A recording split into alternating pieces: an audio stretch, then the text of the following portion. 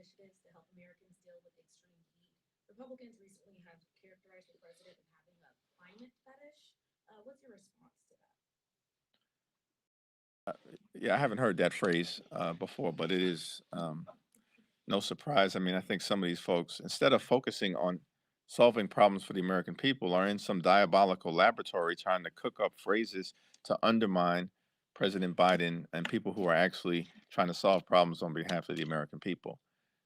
The climate crisis is real. We see it all over the country and all throughout the world. We've made some progress in that regard. The Inflation Reduction Act represents the largest investment in countering the climate crisis ever enacted in the history of the world. And that was done under the leadership of President Biden to set our planet on a sustainable trajectory forward, meaningfully combat the climate crisis, and stand up a clean energy economy that will allow for the creation of good paying jobs that will benefit people all across the country. That's responsible leadership that has been brought to us by President Biden.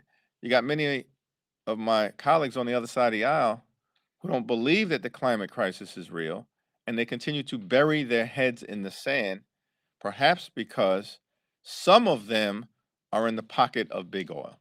One quick follow-up. Any concerns about meeting climate goals? Today, the Supreme Court greenlighted the construction of the Mountain Valley pipeline. Are you at all concerned about this?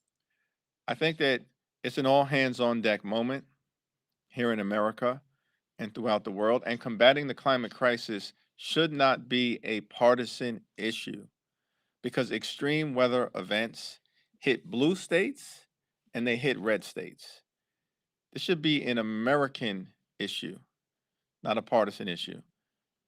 And I'm thankful that we have someone in the White House, President Biden, who is taking the climate crisis seriously and is leading the charge on decisive action. But the president has been pretty firm about specific climate goals and emission goals.